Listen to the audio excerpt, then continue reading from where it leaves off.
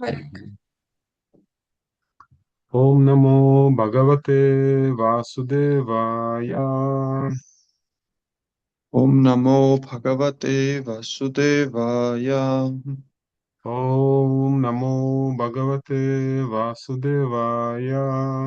Om Namo Bhagavate Vasudevaya. Om Namo Bhagavate Vasudevaya. Om Namo Bhagavate Vasudevaya. Narayanam Namaskrityam Naram Chaiva Narottamam Devim Saraswatim Vyasam Tato Jayamudiraye Nashtaprayeshva Bhadreshu Nityam Bhagavata Sevaya Бхагавати Уттама Шлоке Бхактир Бхавати Наштики. Так, у нас сегодня продолжается замечательная 7-я песня Шримад Бхагаватам, 3 глава, 12 стих. Глава называется Хираньякашипу решает стать бессмертным. ეს ჩვენ ვაგრძელებთ შრიმად ბჰაგავატამის კითხვა, ამ საოცარი ბჰაგავატამის კითხვას და დღეს დავიკითხავთ მე-7 სიმღერას, რომელსაც ქვია ჰირანიაკაშიპუმ გადაწყვიტა, რომ უკვდავი გახდეს. Так, санскрит. Питишушрума нирбандхам тапах парамам астхитаха видхатсванантарам юктам своям три бхуванешварам. И литературный перевод и комментарий в божественной милости Шрилы Прабхупады Кинджай. О, владыка, нам доподлинно известно, что Хираньякашипу подвергает себя суровой аскезе с намерением занять твой пост. Ты повелитель 3 миров, пожалуйста, без промедления сделай то, что считаешь необходимым. Комментарий. В материальном мире слуга всегда стремится занять место хозяина, несмотря на то, что хозяин заботится о нем. История знает тому немало примеров. Так в Индии в эпоху мусульманского владычества многие слуги, идя на любые хитрости и даже преступления, занимали места своих хозяев.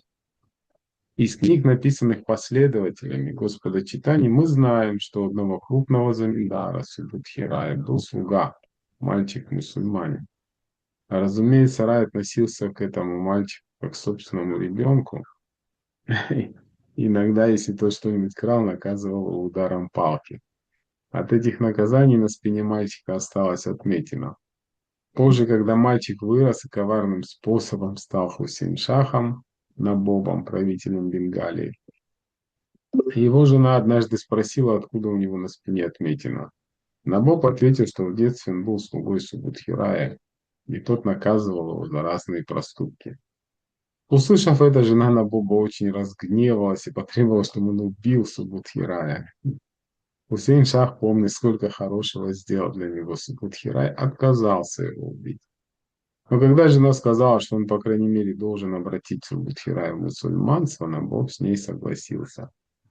Он побрызгал водой из своего кувшина на Субудхирая и объявил его мусульманином. Как бы то ни было, суть в том, что когда-то Набоб был всего лишь слугой Субудхирая, но потом ему удалось захватить пост верховного правителя Бенгалии.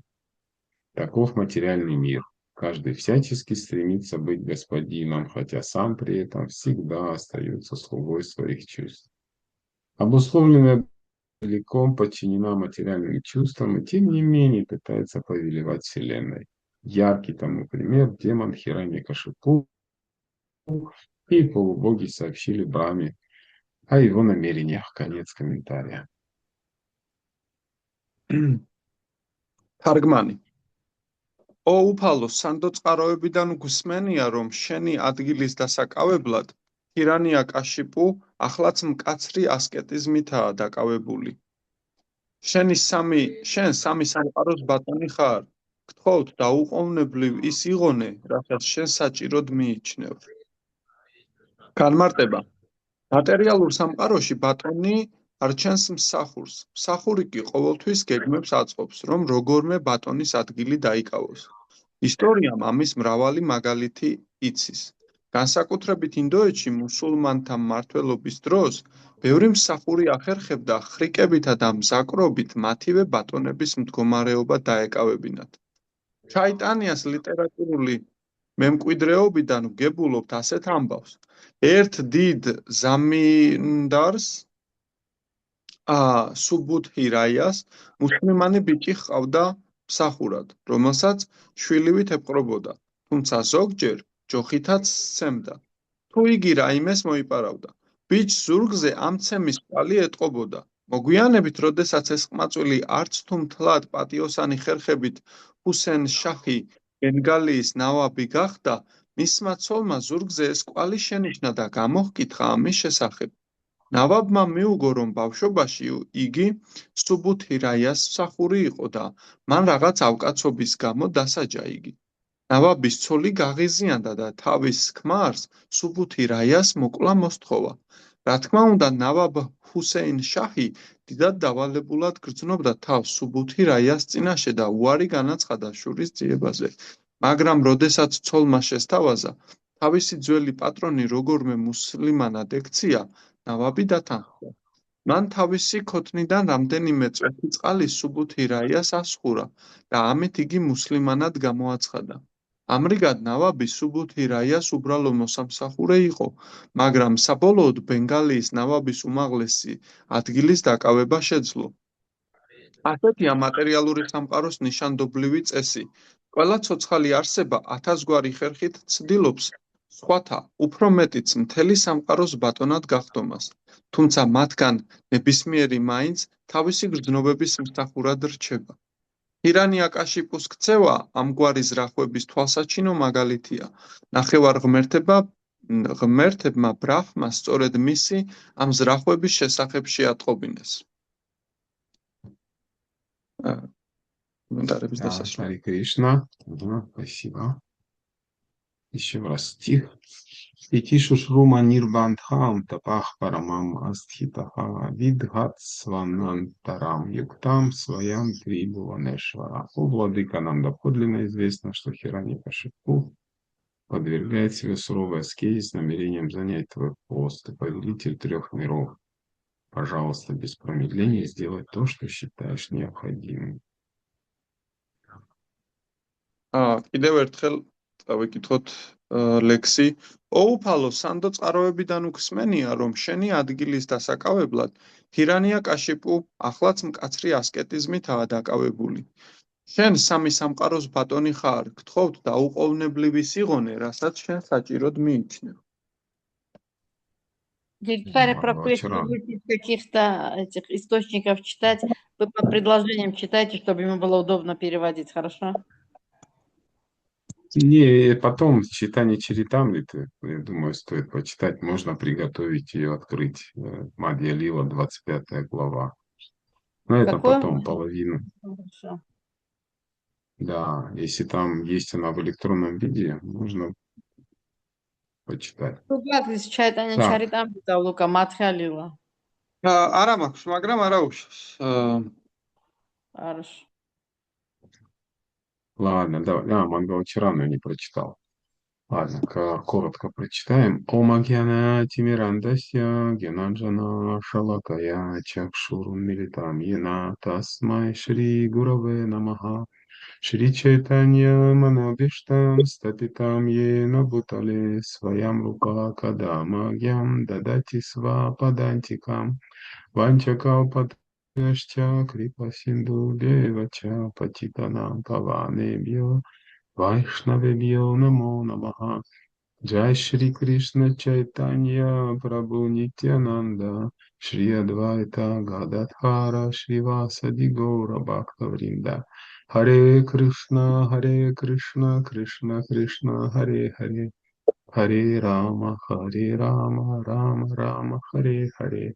Namo Vishnu Padaya Krishna Prestaya Bhutale Srimate Bhaktivedanta Swami Nitinamine. Namaste Saraswati Devi Gauravani Pracharine Nirvishesha Sunyavadi Pashtya Deshakarine. Итак, Хираньякашипу вот, совершает эту суровую аскезу. ირანია-კაშიპუ ამ ძალიან დიდ ასკეზებს ასრულებს. Вот. И цель, которую он преследует, она на самом деле проста, и она в названии главы озвучена. და ის მისი ეს მცდელობები თვითონ ამ თავის სათაურშივე არის. რა თქვა, რისთვის არის? По сути дела, да, даже желание там отомстить за брата, оно было вторичным. თავარი, ასე რომ ვთქვათ, მისი მიზანი იყო, რომ მისი ძმისთვის ეძია შური. ის იყო მეორადი.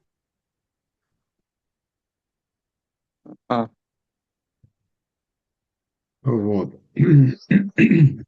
И Хираньякашипу, он на самом деле хочет стать бессмертным, и как даже полубоги говорят, занять место Брахмы. Он думает, что Брахма бессмертен.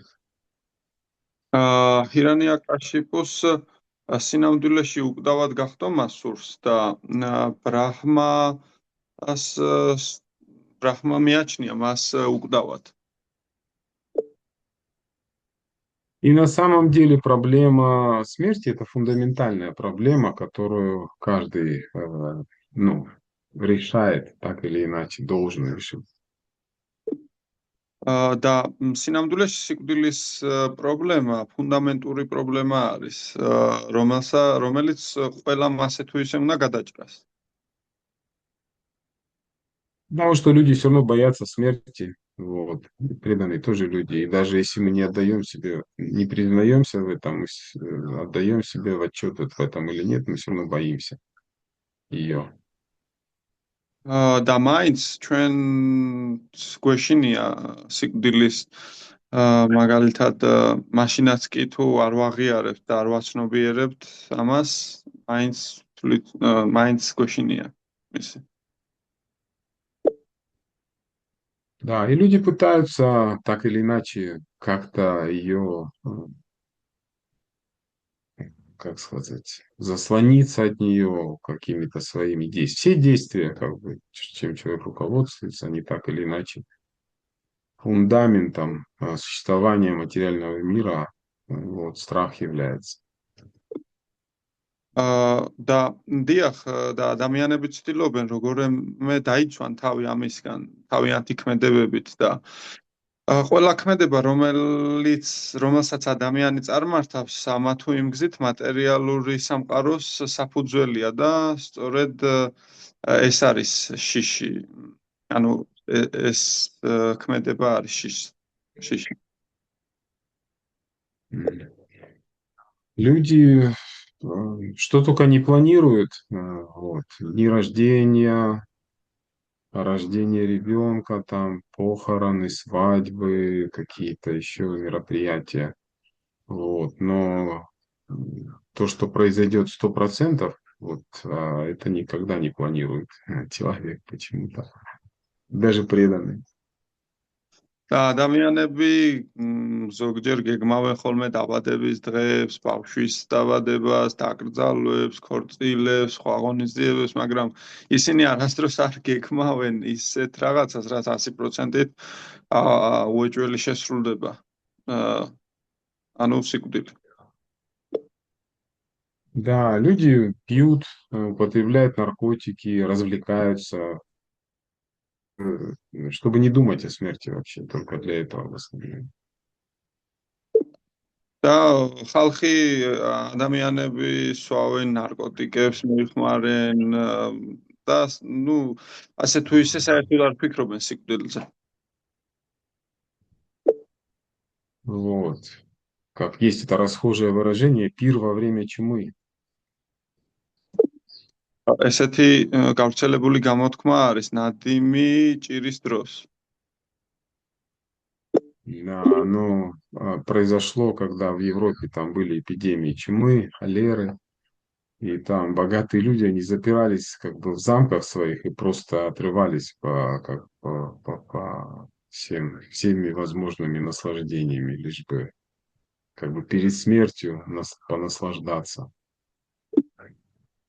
და ესეც მოხდა ევროპაში, როდესაც რაღაც ეპიდემია იყო გავრცელებული და ალერგიებით იყო ხალხი, მდიდარი ადამიანები თავიანთ, ასე რომ ვთქვათ, ციხესიმაგრეებში იკეტებოდნენ და უბრალოდ ყველა შესაძლო სიამოვნებას იღებდნენ, რათა სიკვდილის წინ მაინც, ასე რომ ვთქვათ, დამტკბარიყვნენ. И даже суровая аскеза, которую совершает Хираньякашипу, она на самом деле продиктована именно страхом смерти. და ეს კაცრი ასკეტიზმით, რომელსაც ხირანიაკაშიპუ ასრულებს, რეალურად თავისი სიკვდილის შიშით არის ნაკარნახები. Нам может показаться, что он очень отреченный, такой аскет суровый, но на самом деле он не был отреченным. ჩვენ შეიძლება მოგვეჩვენოს, რომ ძალიან განდეგილი ჩანს ის და მკაცრ ასკეზებს ასრულებს, თუმცა სინამდვილეში არ არის საერთოდ. არ იყო განდეგილი. Потому что он боялся смерти, иначе бы он не просил бессмертия. Он был привязан к телу, он боялся смерти, боялся того, что рано или поздно ему придется умереть. და იგი სიკვდილის რახან ეშინოდა უკვდავებას, ესე რომ ვთქვათ, არ ითხოვდა ესე, თუმცა სხეულზე იყო მიჯაჭვული და სიკვდილის შიში იცოდა, რომ ადრე თუ გვიან მაინც მოუწევდა სიკვდილი. Вот, и есть как бы разные способы решения проблемы. По сути дела, два только. Есть вот демонический как бы подход и праведный или божественный. და არსებობს პრობლემის გადაჭრის სხვადასხვა გზა. ძირითადად ორი არის, ერთი დემონური მიდგომა და მეორე ღვთაებრივი. Вот, и Брама там как раз чуть ниже, он как раз будет говорить, мы полубоги, типа, бессмертны, девы, а вы, как бы, люди и демоны всегда смертные. Ну, то есть, и разница, как раз Кришна в 16 главе Бхагавад-гиты объясняет разницу между одними и другими. და ბრაჰმა აქ ცოტა, ასე რომ ვთქვათ, ამბობს, რომ თქვენ ადამიანებიც და დემონებიც მოკვდავები ხართ და ბრაჰმაც მოკვდავი არის, ზუსტად ვერ გავიგე რა თქვა, მაგრამ ამის განმარტებას Bhagavad-gita-ს მე-6 თავში იძლევა კრიშნა, რა განსხვავება ამ ორ შორის, უკვდავებასა და მოკვდავებას შორის. Вчера как раз было занятие, проводил именно по 16 главе Бхагавад-гиты. გუშინ იყო გაკვეთილი ზუსტად Bhagavad-gita-ს მე-16 და მე-16 თავს ეხებოდა. Да, и там как раз она так и называется, божественная и демонические природа, божественная и демоническая природа. და ზუსტად ესე ეწოდება მას ღვთაებრივი და დემონური ბუნება. Вот, и там Кришна, он, в принципе, очень как бы на пальцах объясняет, почему как бы разницу между ними, почему одни смертные, а другие, в принципе, бессмертные. და იქ კრიშნა ძირითადად განმარტავს ძალიან კარგად და მარტივად, უпростоრედ თუ რა არის ამ ორ შორის განსხვავება, რატომ არის ზოგი მოკვდავი და ზოგი უკვდავი. То есть, на самом деле, единственный способ защититься от страха смерти – это следовать Священному Писанию. Нет никакого другого способа. და პრინციპში სინამდვილეში სიკვდილის შიშისგან თავის დასაცავად ერთადერთი გზა არის მიუყვეთ წმინდა წერილებს, სხვა გზა არ არსებობს. Да, то есть Хирanyakashipu именно поэтому не смог стать бессмертным. И это то, чем отличаются асуры от полубогов, чем божественная природа отличается от демонической. და დიახ, სწორედ ამიტომ ვერ გახდა ჰირანიაკაშიპუ უკვდავი. და სწორედ ესეთი განსხვავება არის ღმერთებსა და ასურებს შორის, ანუ ღვთაებრივ ბუნებას და დემონურ ბუნებას შორის. Вот, и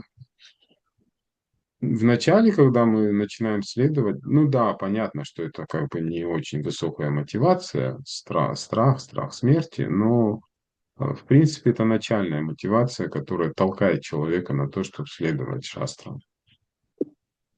აა ასე რომ დასაწყისში, როდესაც ვიწყებთ თვალის დევნებას, ანუ თვალყურის უпростоრად, როდესაც ვიწყებთ მიყოლას შასტრებზე, ცხადია რომ ეს ანუ სიკვდილის შიშისგან განთავისუფლება არ არის თლად კარგი мотивация დასაწყებად, თუმცა ადამიანს უბიძგლებს რომ ანუ მაინც დაიწყოს ეს პროცესი. Да, и в принципе как раз, ну, каждый наверняка может это вспомнить, когда только мы начинали, становились на путь духовный и пытались следовать каким-то правилам, то первое, что приходит, это ну, то, что чувство защиты ощущает, что я защищен, защита дхармы. და პრინციპში ყველას ალბათ ახსოვს ეს, როდესაც ჩვენ პირველად დავიწყეთ სულიერი გზის მიყოლა, რომ ვცდილობდით რაღაც გარკვეულ წესებს ვიცავდით და ეს პირველი გრძნობა რაც არის ზუსტად დაცულობა, ანუ დაცულობა ධარმისგან. ධარმა И дхарма защищает, когда человек следует, он дает чувство защиты. ධარმა იძლევა ამ გრძნობას, ანუ დაცულობის შეგრძნებას გვაძლევს. Вот. И в законах маны интересная беседа приводится между Бригумуни и мудрецами. და აქ Ману Самхита. მანუ სამხიტას კანონებიდან მოყვანილი არის საინტერესო საუბარი ფრიგუმუნისა და ბრძენებს შორის. Вот. И он там описывает обязанности в основном браманов, и описав эти обязанности, мудрецы ему задают вопрос интересный очень.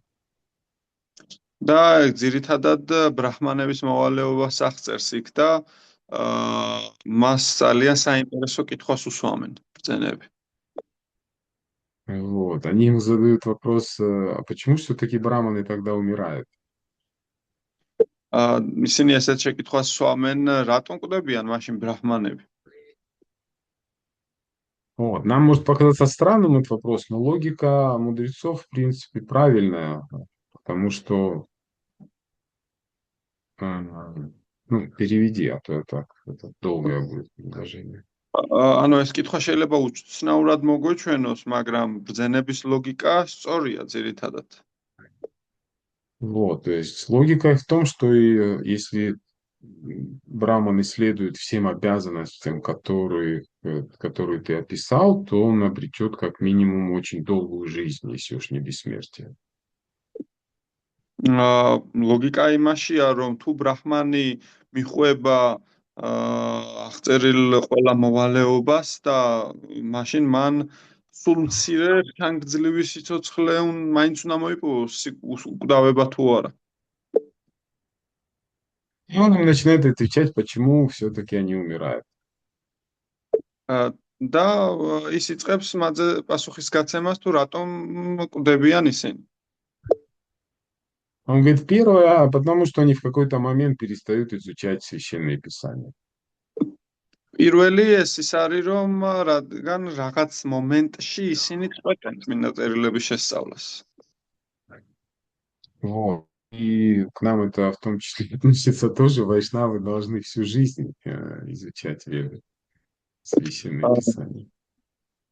ეს ჩვენს გვეხება, ანუ ვაიშნავებმა მთელი ცხოვრება უნდა შეისწავლონ ведები.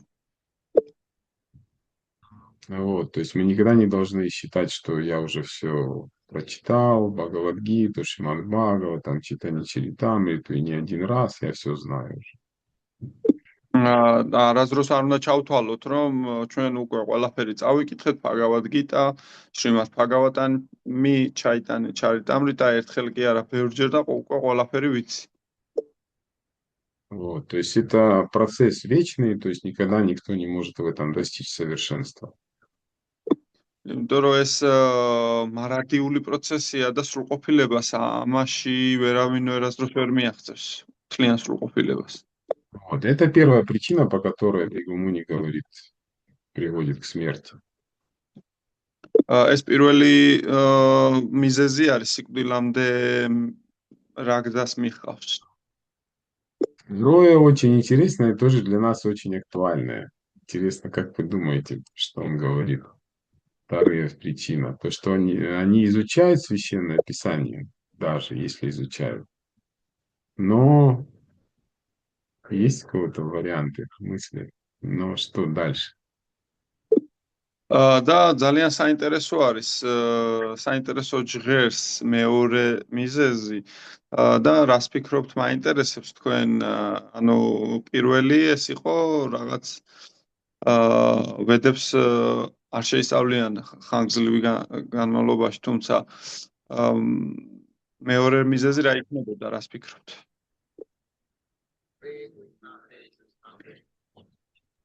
Ну, вот в чате написали, не применяют. чатში დაწერესო რომ точно, да. Вот есть, правильно, мудрецы. Да, то есть мы изучаем, вот, веды там говорят, вот, мы там Бхагавад-гиту читаем, Бхагавад-гита что-то говорит, Бхагава там, и мы как бы, ну, читаем и все, но не применяем в жизни, действительно, не следуем тому, что изучаем. დიახ, ეს სწორი არის და ანუ ვედები ბრძენები შეისწავლიან ვედებს და ვედები ამბობენ ჩვენ ვკითხულობთ ბჰაგავად-გიტას და ასე შემდეგ, მაგრამ ანუ ვედები რასაც ამბობენ ცხოვრებაში არ ვიყენებთ ჭეშმარიტად და არ ასე რომ ვთქვათ ჭეშმარიტ ცოდნას არ ვიღებთ მისი გამოყენებით. Да, как Гуру Махарадж однажды пошутил с горечью, что ладно, там преданные там в Кришну до конца не верят, но как они в карму могут не верить и совершают странные поступки иногда. როგორც ერთხელ გურუ მაჰარაჯმა თქვა, რომ კარგი ერთგულებს ბოლომდე არ უფრო სწორედ კრიშნას შეიძლება არ გწამდესო, მაგრამ შეიძლება კარმის არ გწამდესო, ხანდახან უცნაურ რაღაცებს რო ჩადიანო. Да, ну, то есть разные бывают случаи, так как минимум самое такое, что на ум пришло первое, тоже с этим сталкивался, когда преданные берут в долг и не отдают. მაგალითად პირველი რასაც გულისხმობ ძალიან ბევრი შემთხვევაა, როდესაც ერთგული ღებულობს სესხს და არ ვალს და არ იხდის მას. Да, они думают, что этот карма не работает. Ну да ладно. ისინი ფიქრობენ, რომ არ მუშაობს, თუმცა კარგი. დავიდეთ. Вот. Да, третья причина, по которой начинают ну, почему смертность приходит, он говорит Бригумуни, что они начинают иногда с пренебрежением относиться к своим обязанностям, то есть так или иначе, ну, какое-то или механическое, ритуалистическое следование своим обязанностям. და მესამე მიზეზი, რასაც ფრიგუმონი ამბობს, არის რომ ისინი ზოგჯერ იწყებენ თავიანთი მოვალეობების უგულებელყოფას, ანუ მექანიკურად, რიტუალურად ასრულებენ მათ. Вот. И четвертая причина называет, что смерть человека Амана в том, что приходит, заключается в том, что они начинают употреблять запрещенную пищу.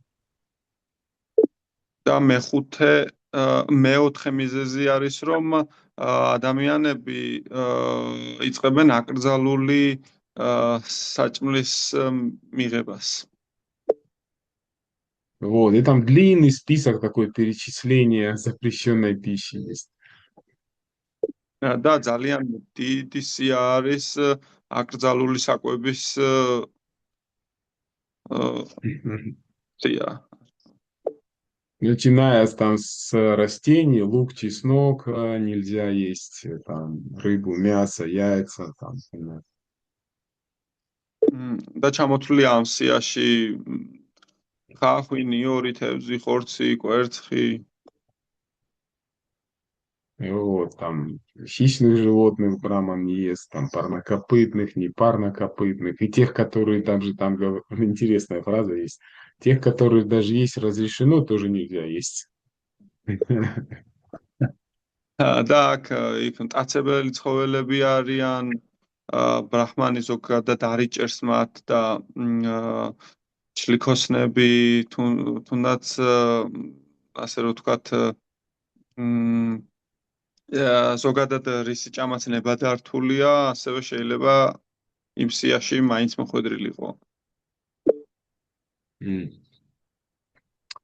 Вот, ну и совершенно как бы понятно, что человек, так или иначе читая это все, он может не следовать ведам по одной очень простой причине, потому что есть желание обманывать себя. და თუმცა სავსებით გასაგებია, რომ ყველაფერს კი კითხულობენ და შესაძლოა ვედებს ერთი ძალიან მარტივი მიზეზის გამო არ მისდევენ, რომ საკუთარი თავის მოტყუება სურთ. Да, вот что там человек возьмет этот длинный список, чего есть нельзя, и подумает, ну вот тут не указаны там какие-нибудь экзотические виды жизни, скажет, значит можно есть. Ну то есть человеку свойственно подстраиваться под свои желания, даже священное писание подстраивать под себя. ანუ ადამიანი იღებს ამ პროდუქტების გრძელ სიას, რომელიც არ უნდა მიირთვეს და ფიქრობს, რომ აქ რამე ეგზოტიკური სახეობები არ არის ჩამოთვლილი, ასე რომ მათი ჭამა შემიძლია. ანუ ადამიანის ბუნებაა, რომ მოერგოს საკუთარ სურვილებს და თუნდაც წმინდა წერილების მოირგოს საკუთარ თავზე, ასე რომ.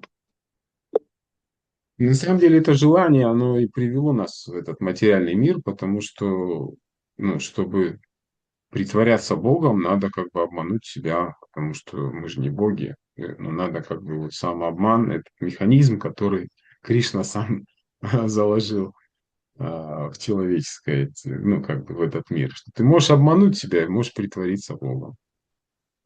და ეს სინამდვილეში ამ სურვილმა მოგვიყვანა ზუსტად აქამდე ამ მატერიალურ სამყაროში, რადგან ანუ იმისთვის ჩვენ ხო ღმერთი არა ვართ და საკუთარი თავი უნდა მოვიტყუოთ.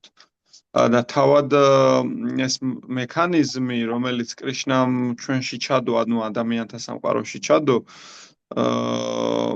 ესეთი არის, რომ ანუ შეგიძლია საკუთარი თავი მოატყუო, ასე რომ ვთქვათ, საკუთარი თავის მოტყუების უნარი გაქვს, რომ ღმერთი მოგბეზდა რა, ასე რომ ვთქვათ.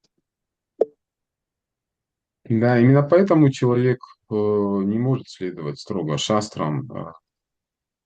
Он всегда найдет какой-нибудь способ извратить его.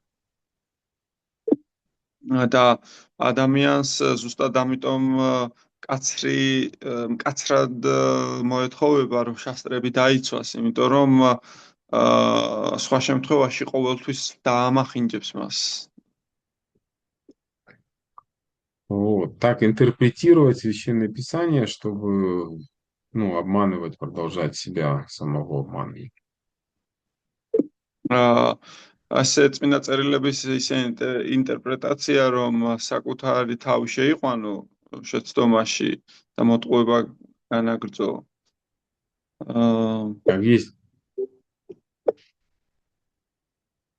есть эта притча про Хаджа Насреддина, да, про Хаджа Насреддина, как он однажды, сидя дома, кричит жене: жена, принеси сыра, сыр, говорит, очень полезен для желудка, для пищеварения.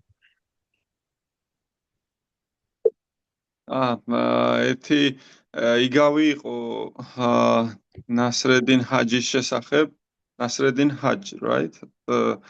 და როგორ უყვიროდა ერთხელ, ერთი პიროვნების შესახებ, როდესაც ცოლს უთხრა, რომ ცოლო მომიტანე ყველი და ის ამბობდა, რომ კუჭისთვის ძალიან კარგი არისო, მონელებისთვის ეხმარებაო. Вот. А жена ему отвечает, муж мой дорогой, любимый, беда в том, что сыра у нас нет. Он говорит, нет, ну и ладно, сыр, говорит, плохая вещь, он портит как бы пищеварение, расслабляет желудок.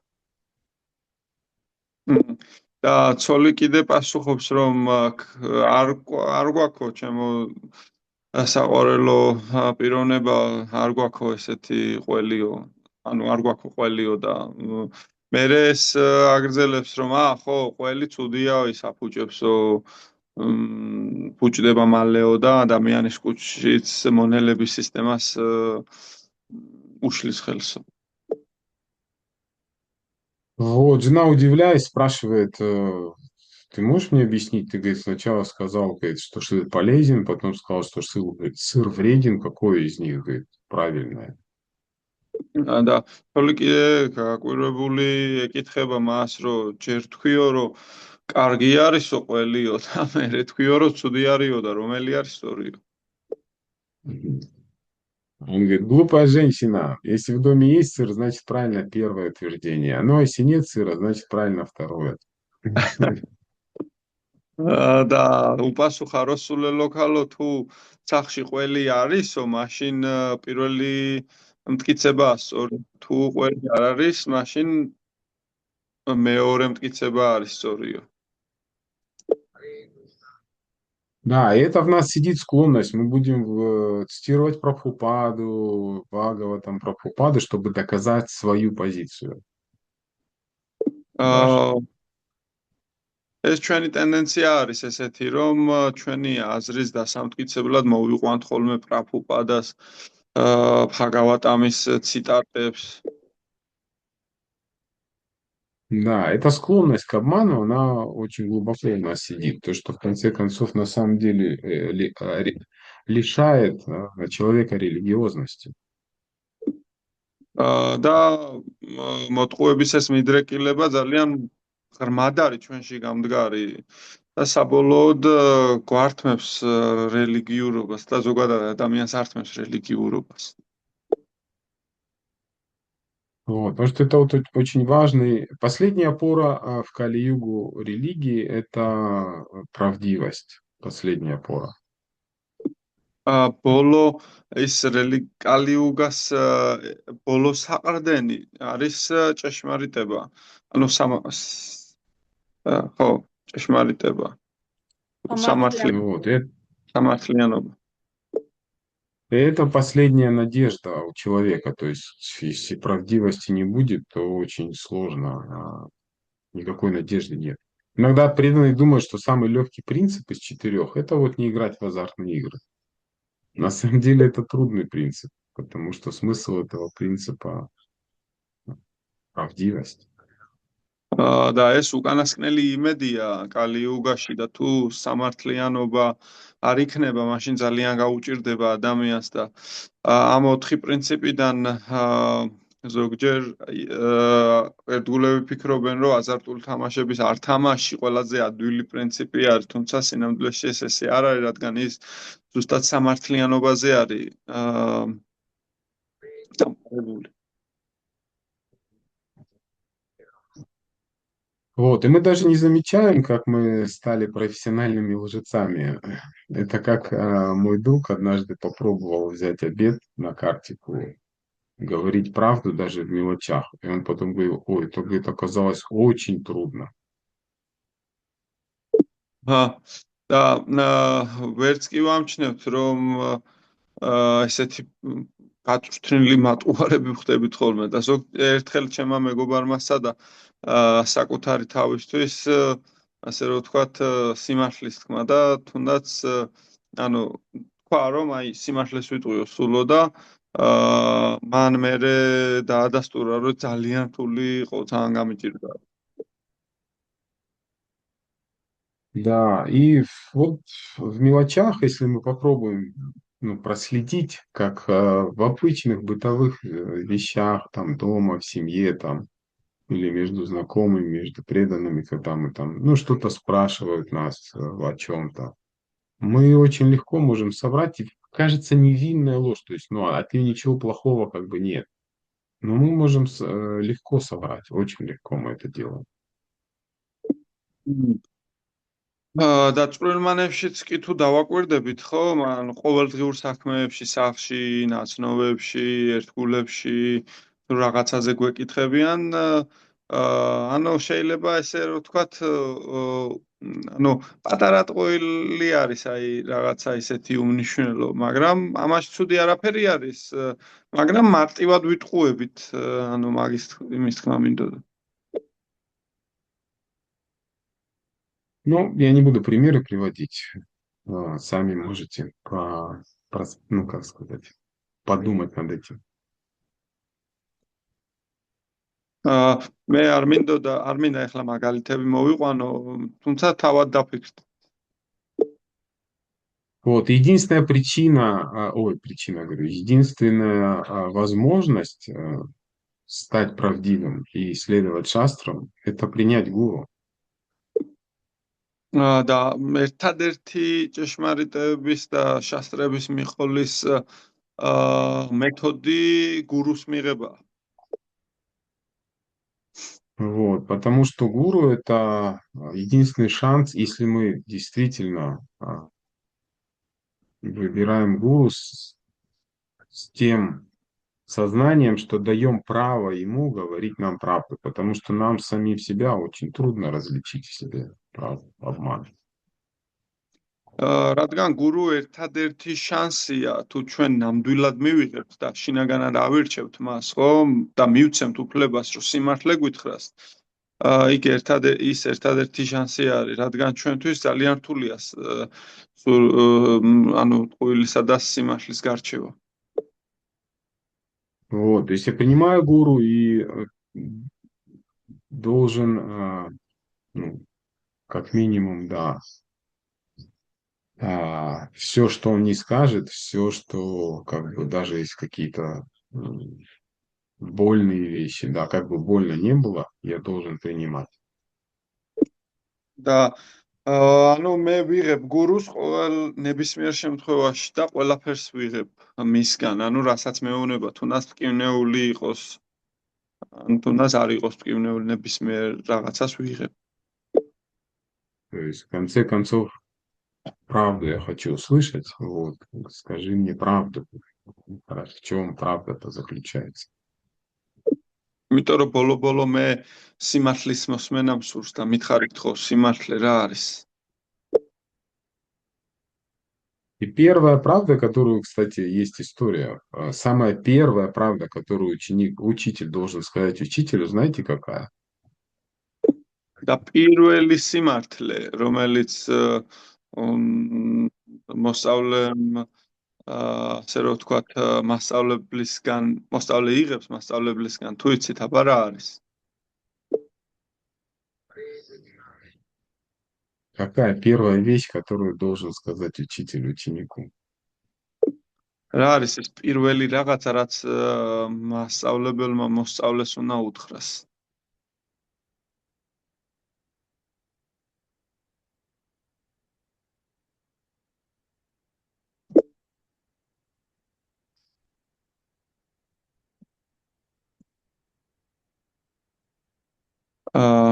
Можно? Нет вариантов. Да, конечно, Лука. ოღონდ მე ქართულად ვიტყვი, არ ვიცი რუსულად როგორ თქვა. ანუ რომ ის ასე რომ ვთქვათ, მოქმედი არ არის, ანუ ის თავის შედეგებზე არ არის პასუხისმგებელი. ანუ უბრალოდ თავის ქმედებების შედეგები მას არ ეკუთვნის. მოწაფემ უნდა თქვას? არა. Масწავლებელმა უნდა უთხრას მოწაფეს. Он говорит, что учитель должен сказать ученику, что не принадлежат плоды ему, плоды его действий.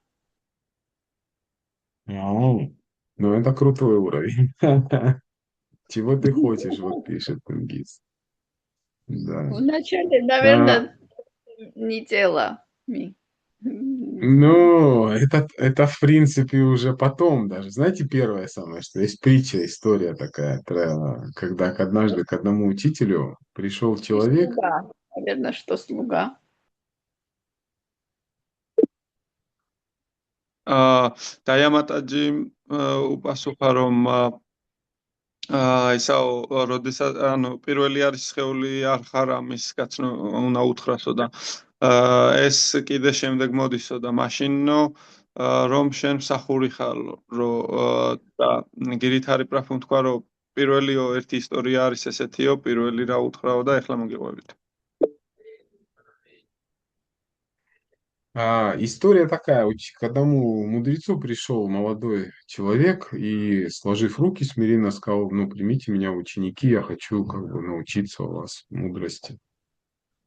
ერთი ისტორია ესეთია, რომ ერთი ახალგაზრდა კაცი მივიდა ბრძენთან და ასე რომ ვთქვათ, თავდაბლად უთხრა, რომ გთხოვთ მიმიღეთ თქვენს მოწაფეთ, მინდა რომ თქვენგან სიბრძნე ვისწავლო. Вот, скажите мне, что я должен делать? И в это время шел дождь. И учитель ему сказал, иди наружу, стой там несколько минут, подожди там какое-то время. И он вышел и стал стоять. და მითხარიო რა ვქნაო და ამ დროს წვიმა მოვიდა და მასწავლებელმა უთხრა რომ გადი გარეთო და რამდენიმე წუთი გაჩერდიო და ცოტა ხანი დაელოდეო და ეს მოსწაფეც გავიდა და ელოდებოდა. Вот, он стоял там какое-то время, промок до нитки, потом думает, блин, что я стою здесь, ну, в чем смысл, как я так мудрость обрету. Вот, ну и зашел к нему, вернулся к учителю и спросил, я выполнил, а что мне теперь делать? და ცოტა ხანი იდგა იქ და დასველდა და მერე გაიფიქრა რომ რა აზრი აქვს აქ დგომას როგორ უნდა მივიღო ეს სიბრძნეო და ამიტომ დაბრუნდა ისე მასწავლებელთან და ჰკითხა დავალება შევასრულეო მაგრამ ეხლა რა ვქნაო Вот, а духовный учитель у него спрашивает, а ты, ну, как бы, что-то заметил, что у тебя происходило, как бы, в уме, ну, какие-то изменения? და სულიერი მოძღვარი ეკითხება მას რომ შეამჩნიეო რამეო რაც შენს გონებაში რამე ცვლილებები იყო რაც ხდებოდაო Вот, о чем, говорит, ты думал? Он говорит, да никаких особых, я единственное, что подумал, что что-то думаю, как дурак здесь стою, говорит. И учитель ему говорит, о, это и есть самое первое изменение. Самое главное, ты понял, что с чего начинается духовный путь, что пока ты не поймешь, что ты дурак, путь к мудрости не начнется.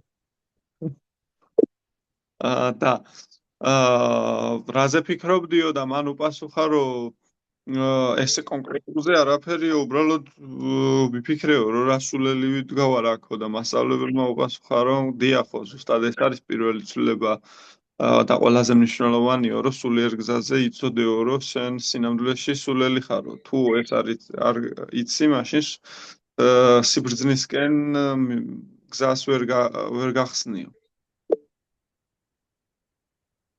Да, и вот это наша беда, потому что мы считаем себя слишком умными сами по себе, и даже принимая учителя, все равно оставляем за собой право как бы решать, что, ну, что правильно, а что нет.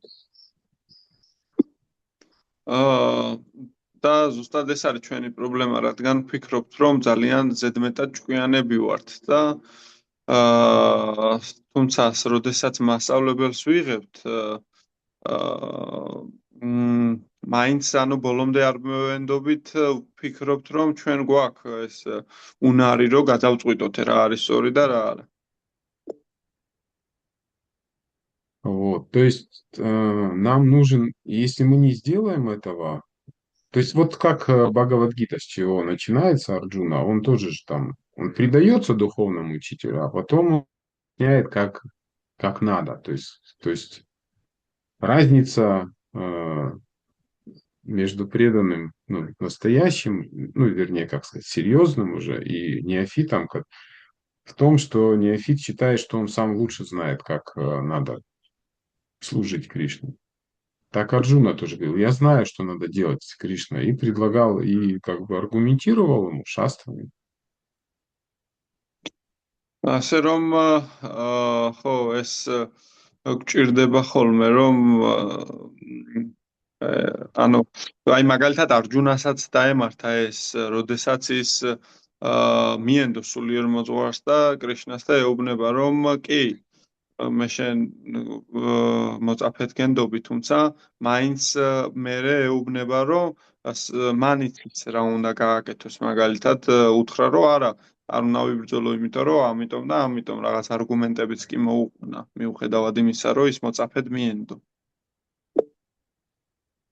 Да, то есть если мы не сделаем этого, ну, по сути, мы будем обманывать себя из жизни в жизнь, даже имея духовного учителя.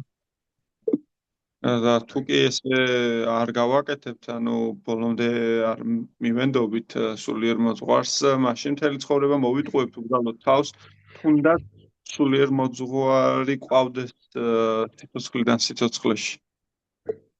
Мы можем точно так же думать, что мы служим Кришне, мы можем притворяться, что мы служим. То служение это делать, это служение делать. და ანუ ჩვენ შეიძლება ესე ვიფიქროთ, რომ რაღაც ერთი და იგივე ვემსახურებოდეთ, რომ აი ესე შევასრულებ ამ მსახურებას, ისე შევასრულებ. Вот. Но так как у нас есть эта склонность к обману, мы все равно привыкли служить самому себе. და Поэтому мы будем продолжать. და ანუ ასეთი მიდრეკილება გვაქვს ეს მოტყუების, რომელმაც საკუთარ თავს თან მიგვაჯაჭვა რა. Вот, ну то есть, როგორ? ჩვენ თავს ვემსახურებით. ხო, ჩვენ თავს ვემსახურებით. ну, то есть, чтобы избавиться от страха, вот как мы с чего начали. Поэтому в 11-й песне этот известный стих есть «Баям двития шатаси» от страха. То есть, когда душа отворачивается от Бога, у него извращается разум у души, и он чувствует страх. Если хочет от него избавиться, то он должен бхактяйка эша гуру дева татма. У него должен быть бхакти, принять гуру как деву, как Бога, и как атму, то есть как ближе всего, как самого близкого, как Бога и самого близкого друга. ანუ ეს შიშისგან თავის დასაღწევა, საიდანაც ჩვენ დავიწყეთ, ხო? ზუსტად ამიტომ არის ამ მე-11 თავში ცნობილი ლექსი ნათქვამი, რომ როდესაც ღმერთს შორდება სული, მისი ეს ბუნება მახინჯდება და ის შიშს გრძნობს და თუ მისგან დაღწევა სურს, მან უნდა მიიღოს გურუ როგორც დევა, ანუ როგორც ღმერთი, ანუ როგორც ატმა. ყველაზე ახლოს ღმერთთან, ღმერთი ჩათვალოს ყველაზე ახლო მეგობრად. უпростоრედ ის ჩათვალოს ყველაზე ღმერთთან ახლოს ყოფ პიროვნებად. Вот, то есть мы должны относиться к гуру так, чтобы дать ему право говорить все, что он хочет. Вот, если мы не дадим, для этого нужен живой гуру. Если мы не дадим этого права, мы будем обманывать себя. Как это есть замечательная философия Ритвиков. Самый классический вариант самообмана. ანუ ხო, გურუს უნდა მივცეთ უფლება რომ თქვას ის რაც სურს და თუ ამას არ გავაკეთებთ, მაშინ ვიტყუებთ თავს და რიტვიკების ეს ფილოსოფია ზუსტად თვითმოტყუების ყველაზე კლასიკური ფორმაა. Да, это пример, классический пример, там виртуознейшим образом подогнаны цитаты Прабхупады, чтобы доказать то, что у Шрилы Прабхупады даже на самом деле близко в сознании такого не было. და ზუსტად ესეთი არის ეს კლასიკური მაგალითი, ანუ პრაბჰუპადას ციტატები მორგებული იყო ისეთი რაღაცეებისთვის, რაც დაემტკიცებინათ, რასაც ისინი ფიქრობდნენ და სინამდვილეში პრაბჰუპადას ეს საერთოდ შეიძლება არც გაუულია ახლოსაც. შეიძლება კი არ გაუულია ახლოსაც ასეთ ფიქრს მასთან. Да, то есть всего лишь с помощью одного письма единственного, и они там такую логику накручивают, что вот все Шрила Прабхупада единственный дикшагуру на 10 тысяч лет. Вот. Хотя он нигде об этом никогда не писал и не говорил. Это удивительно. И люди вот так вот обманываются вообще. Просто потрясающе. და ერთ წერილზე დაყრდნობით ანუ ისინი რაღაცა მთელ ფილოსოფიას თხზავენ, რომ 10,000 წლის განმავლობაში შრილა პრაბჰუპადა ერთადერთი დიქშა გურუ არის და გაცაოცარია უბრალოდ როგორ შეიძლება ესე ხალხის მოტყუება. Логика у них извращенная очень. И кто-то на нее ведется, потому что есть склонность к самообману. და მათი ლოგიკა ძალიან დამახინჯებულია და ხალხიც კი მისდევს მას, იმიტომ რომ ეს თვითმოტყუების მექანიზმია ჩართული. Вот, потому что есть история еще тоже очень интересная с Махабхараты про Экалавию, которую наверняка все многие слышали. არის მაჰაბჰარატაში ეკალავიას ისტორიაც, რომელიც მე მგონი ბევრ თქვენგანს სმენია.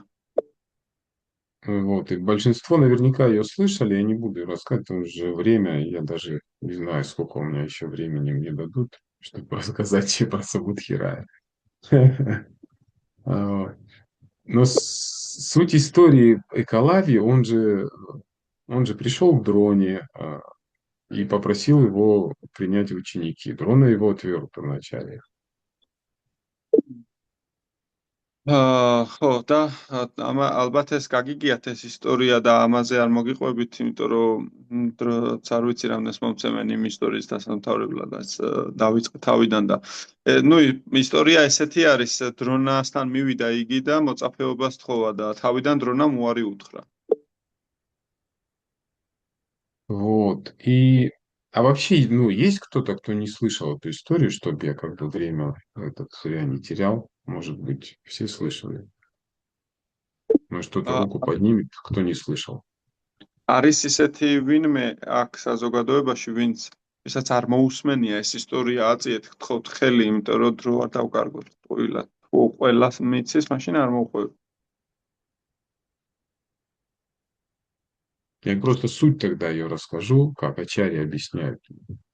მე Бхактисиддханта Сарасвати.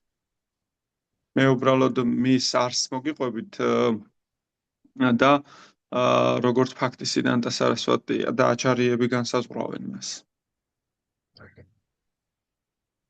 Вот, потому что с нашим материалистичным вот этим умом мы видим как бы историю под одним углом, и, скорее всего, неправильно.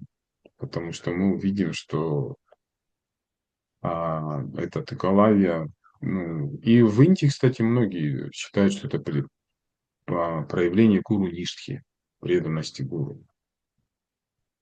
იმიტომ რომ ზოგადად ჩვენი მატერიალური ჭკუით და გონებით ჩვენ ერთი თვალთახედვით და ერთი კუთხიდან უყურებთ ხოლმე ამ ისტორიას და ბევრი ინდოეთში თვლის რომ აი გურუს მსახურების და ნიშთას ძალიან მაგარი მაგალითი იყო ეს.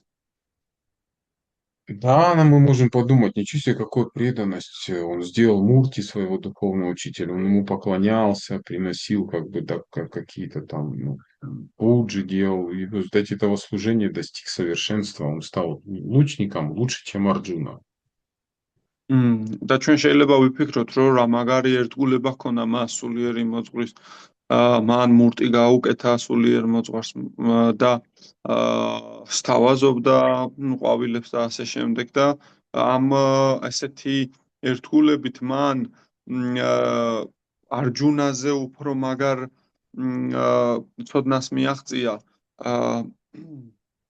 იმაში რა ქვია სროლა მისი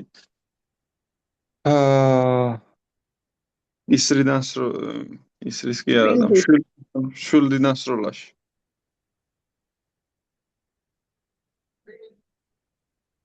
Нужно, Тенгиз пишет, нужно было сразу попросить отрезать себе голову. Ну, как бы так было слишком жестко. Но суть-то в чем? То, что внешне читая, ну, потому что мы можем подумать, что когда Арджуна увидел его искусство, когда он там стрелой зашил губы так собаке, что она не смогла гавкать, он понял, что я так не могу, и он как бы Дроне сказал, ну, типа, ты сказал, что я самым лучшим буду учеником, а вот как бы он лучше меня, и что теперь делать? И мы подумаем, вот Арджуна, завистливый Арджуна позавидовал чистому преданному, который Мурти поклонялся без всякой даже сплошной вани, то есть чистая вани, никакого вапу даже было не было. Только наставление духовно не достигся. И тут приходит завистливый Арджуна, и мы вот тут можем так искаженно понять силу нашей испорченности. და როდესაც არჯუნამ დაინახა ეს მისი ესეთი ხელოვნება მშვილდიდან სროლაში გაუკვირდა, იმიტომ რომ ძაღლიც კი გააჩუმა და ვერ ყოფდა ისეთ ისრებით ისე ასე რომ ვთქვათ გაუჩუმა პირი და არჯუნა დამოკიდებული იყო თავის სულიერ მოძღვარზე და მივიდა და უთხრა რომ თქვენ ბრძანეთ რომ მე საუკეთესო ვიქნებოდი, თუმცა ჩემზე მაგარი არის ეს ბიჭი, მას რაც შეუძლია მე არ შემიძლია და и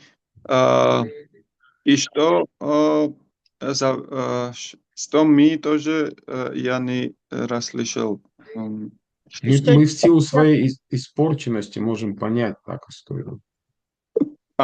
ასე ჩვენ შეგვიძლია გავიგოთ თუ რამდენად ну გაფუჭებულები ვართ ჩვენ. ჩვენ ვიფიქრებთ რომ არჯუნაც შეშურდა მაგისი და ესე შეგვიძლია ვიფიქროთ აი ეს. ჩვენ ვიფიქრობდით რომ მას შეშურდა არჯუნას, ხო, წმინდა ერთგულის რომელმაც ესეთი ვაპუ სარკონია ვაპუ კი არა ვანიც ჰქონდა. ვანი ჰქონდა მხოლოდ ხო. Да, то есть и Бхактисиддханта Сарасвати, он объясняет это. Он говорит, что Арджуне не может быть ни капли зависти. Если бы Калави был чистым преданным, то Дроначарья бы его обнял бы и сказал, дорогой мой, спасибо тебе. და სინამდვილეში Bhaktisiddhanta Saraswati თაკურა განმარტავს, რომ მას არჯუნას შურის ერთი წვეთიც კი არ ქონია. იმიტომ რომ დრონაჩარია როდესაც მოისმინა ეს ჩაეხუტა და უთხრა რომ მადლობაო რომ მესმით ხარიო. არა. თუ ეკალავი ექნებოდა წმინდა ერთგული, მაშინ დრონაჩარია ჩაეხუტებოდა მაგას. გავიგე. Да, но Бхактисиддханта Сарасвати говорит, что Арджуна милостива ради нашего блага, потому что он понял, если этому конец не положить, то все люди будут просто тебе делать мурти и говорить, зачем мне живой учитель духовный, вот мне мурти достаточно. Это вот философия Ритвика. Они будут создавать какую-то там выдуманную форму и даже достигать чего-то, но бхакти не будет, это не чистая преданность. Арджайвади. და Bhaktisiddhanta Saraswati ამბობს, რომ არჯუნა ჩვენი სიკეთისთვის დაუსვა, ჩვენ სიკეთისთვის დაუსვა ამას წერტილი, რადგან სხვა შემთხვევაში ხალხი ამას უბრალოდ გააგრძელებდა და არ შეწყვირავდა, ხო? ანუ იტყოდნენ, რომ რაში მჭირდება ცოცხალი სულიერი მოძღვარი, მურტი საკმარისია და ისინი ზუსტად რიტვიკების ფილოსოფიას გავს ეს ისინი შექმნიდნენ ამ წარმოსახვის ფორმას და მიაღწევდნენ კიდევაც რაღაცა თვისებებს განივითარებდნენ, თუმცა ეს ფაქტი არ იქნებოდა, ეს რაღაც არ იქნებოდა წმინდა ერთგულება.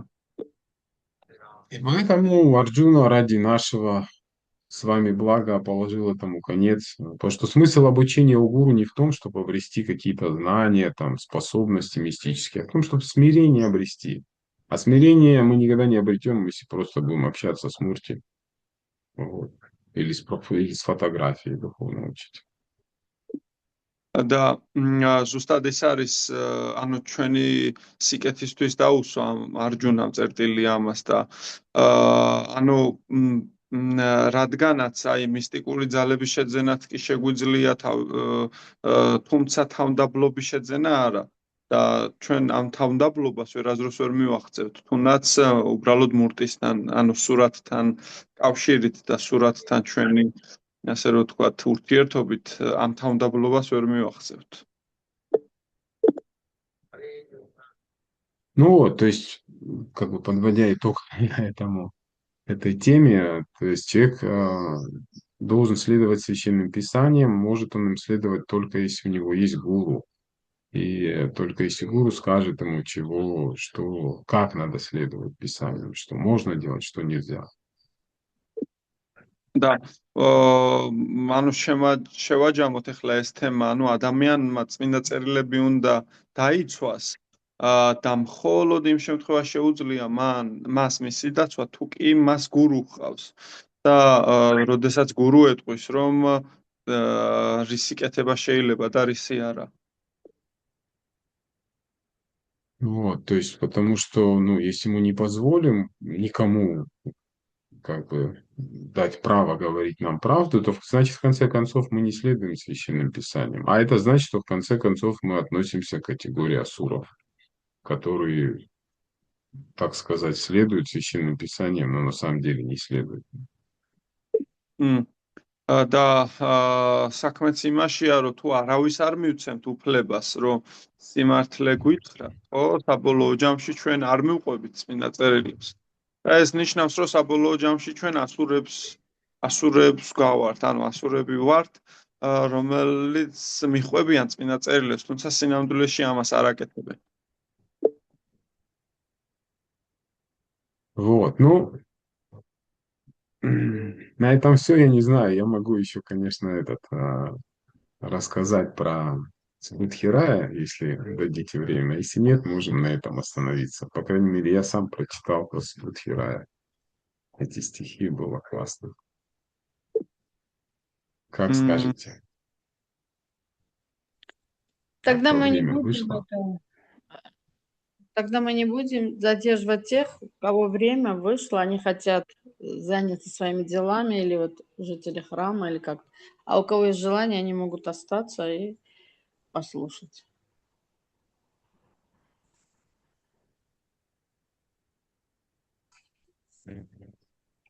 Нужно перевод или нет? გირითარი პრაფუმ თქვა, რომ თუ კი მომცემთო დროსო მაშინ გავაგრძელებო ამ ისტორიის თქმასო და თუ არ არის დრო, მაშინ არაო და რათა ფავამატაჯიმ თქვა, რომ ანუ ვისაც სურსო, რომ უკვე მიხედოს თავის საქმეებსო, მას შეუძლია თავისუფლად უკვე გავიდესო, თუმცა ვისაც აინტერესებს, ის დარჩეს და მოისმინოსო. Да, спасибо. Этот вопрос, я тогда сразу на него отвечу и чуть расскажу, для чего нужны мурти. Мурти, в смысле, нужны, но нужен духовный, живой духовный учитель тоже. То есть и то надо. Не только мурти. У него было только мурти. Так. და მაშინ ამ შეკითხვას უპასუხებთ, რადგან ანუ მურტი საჭირო არის თუ არაო საერთოდ, რა საჭიროა მურტიო და სულიერი მოძღვარით, ცოცხალიც და ანუ მისი მურტიც ორივე საჭიროა და არა მხოლოდ მურტი, ანუ ამ შემთხვევაში რომ ისტორია მოვყევით, იქ მხოლოდ მურტი არსებობდა, ცოცხალი სულიერი მოძღვარი არა. Вот. Читание Чаритамрита, удивительная книга. Вот, там нет ни одного имени, которое случайно бы там оказалось, поэтому Судхирай, о котором, может быть, мало кто слышал, непростой преданный. და ჩაიტანია ჩარიტამრიტა, რომელიც ძალიან მაგარი ლიტერატურა არის, იქ ჩვეულებრივად არაფერი არ ხდება, არც ერთი სახელი არ ხვდება და ბუდჰირაია და Субудхирай. სუბუდჰირაიაც იქ არის მოხსენიებული. Капшин ჩერიტა ამრიტა? არა, მაგრამ შემიძლია ან თუ სურს მე შემიძლია გადავთარგმნო იმითი ინტერნეტიდან. В общем, эта история случилась после того, как Господь Чайтанья там в Варанаси классно проповедовал в Майяваде. Вот, и потом ушел, там он проповедовал еще. Рупи Госвами рассказал и отправил его в Вриндаван. И Рупа Госвами, достигнув Мадхуры, встретил на берегу Ямуны Субудхирая. ეს ისტორია მაშინ ხდება, როდესაც უფალი ჩაიტანია მაიავადებთან ქადაგებდა და შემდეგ რუპა გოსვამისაც შეხვდა, უქადაგამასაც უამბო ყველაფრის შესახებ მერე ვრინდავანში გააგზავნა და მათურაში ჩასვლის შემდეგ რუპა გოსვამი ямунას ნაპირზე სუბუდჰირაიას შეხვდა.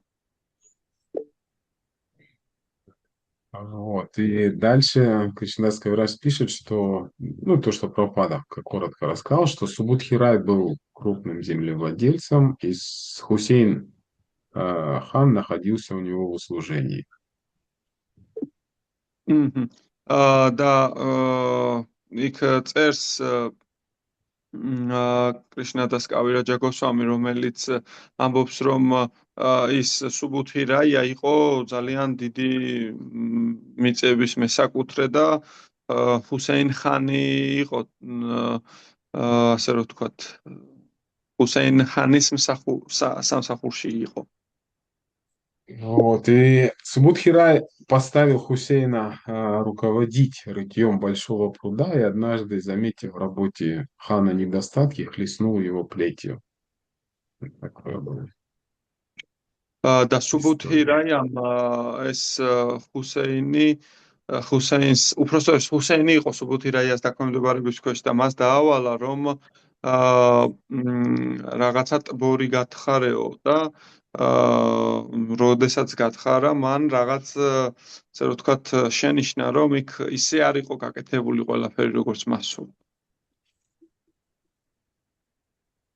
Да. Ну, что? Не, ничего. Ну да, то есть там эту краткую историю там Прабхупада описывает, то есть жена этого Синшаха увидела этот след от плети и потребовала его казнить, а вот он еле-еле как бы, он говорит, обо мне так заботился, говорит, ты хочешь, я не могу. Вот. Ну тогда, говорит, мусульманин его сделал, и он его побрызгал, да, водой из кувшина. И это считается, что человек обращен. Ну, то есть строгие правила такие были в индийском обществе. და ამ დროს დაისაჯა ხო ანუ ეს ბიჭი და შემდეგ როდესაც იგი გახდა, ასე რომ ვთქვათ, უფროსი, როდესაც როგორც არის კომენტარებში აღწერილი, რაც წავეკითხეთ დღეს, შემდეგ ცოლმა რო დაინახა ეს უკან ზურგზე ეს ნაკვალევები, ჰკითხა საიდან მოვიდაო და უთხრა, რომ სიკვდილი დასაჯეო, მერე მან ქმარმა უპასუხა, რომ ვარა, ვერ დავსჭი, იმიტომ რომ ძალიან მეხმარა თავის დროზეო და მაშინო მუსულმანად გადააქციეო და მან ეს წყალი ასხურა მას мусульманური. Да, ну и в общем Субудхирай оставил как бы свои дела. Очень интересно, кстати, потому что у него наверняка была, поскольку он был большим, богатым человеком, большая семья и много дел, он просто все бросил, потому что типа вот его изгоем как бы, ну, такие вот строгие правила тогда были, все, он как бы не мог больше жить там как среди индусов, а мусульманином он не хотел становиться. და რა თქმა უნდა, ანუ იქ სუბუდჰირაიამ თავისი ყველაფერი მიატოვა, ბიზნესი, ყველაფერი და ეს ძალიან საინტერესო არის, რადგან ძალიან მდიდარი კაცი იყო, დიდი ოჯახი ყავდა, ბევრი საქმე ჰქონდა, თუმცა ყველაფერი მიატოვა, იმიტომ რომ იმ დროს ძალიან მკაცრი წესები იყო და როგორც ჩანს, იქ არ შეეძლო უკვე ცხოვრება, რადგან ინდუსებს შორის ეს მუსულმანთან თანაცხოვრება არ სურდათ თვითონ ინდუსებს.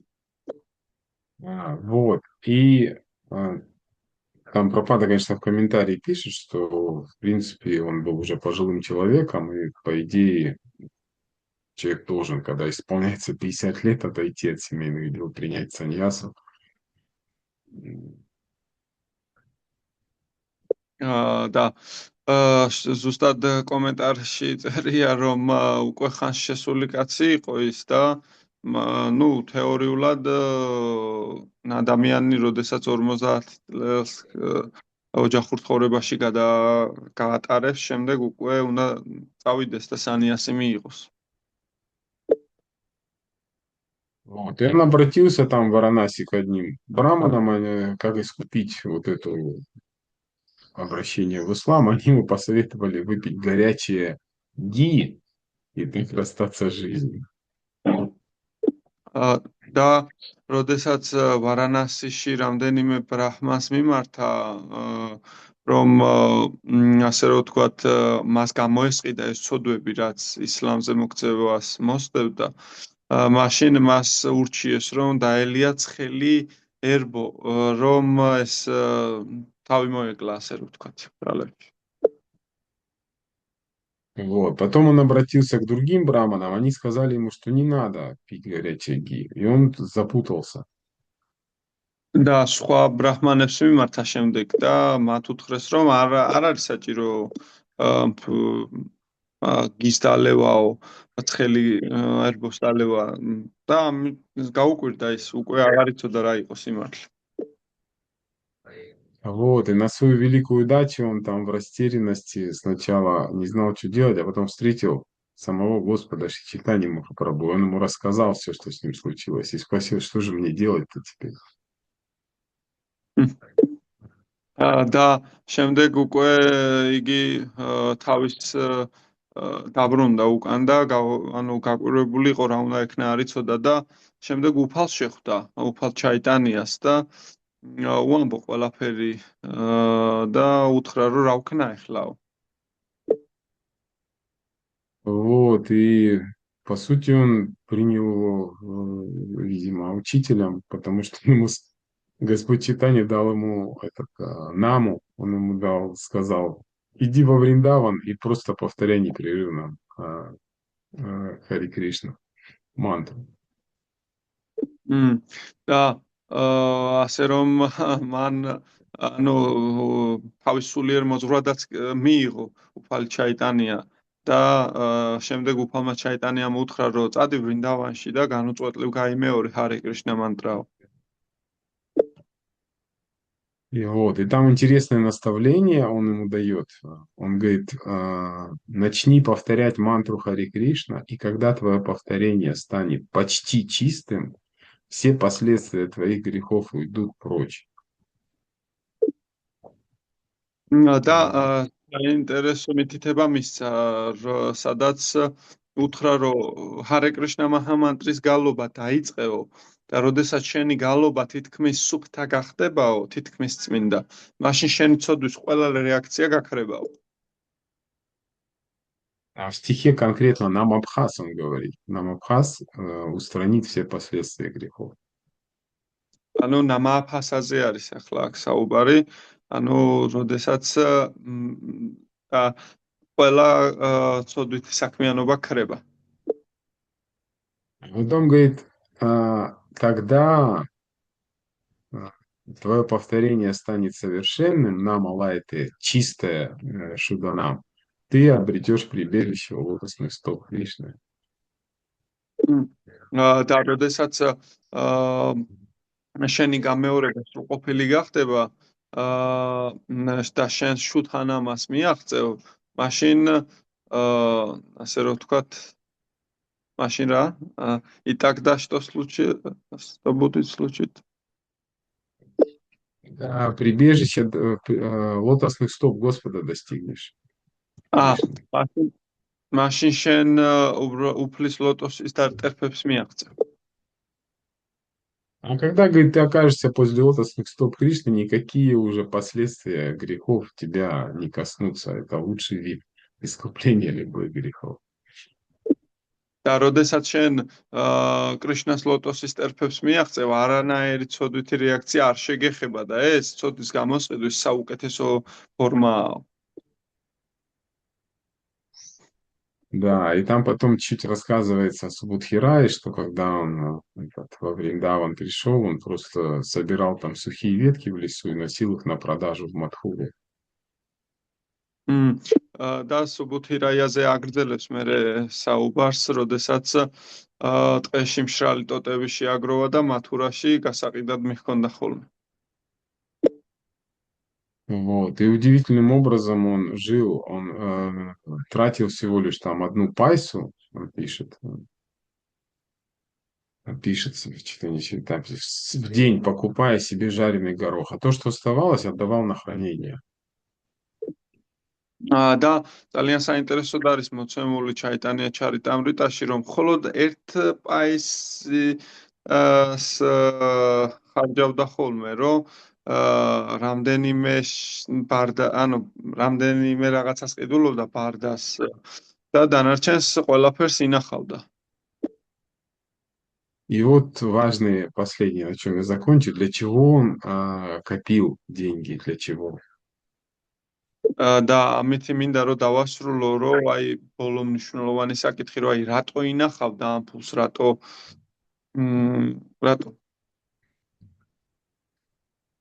Вот. И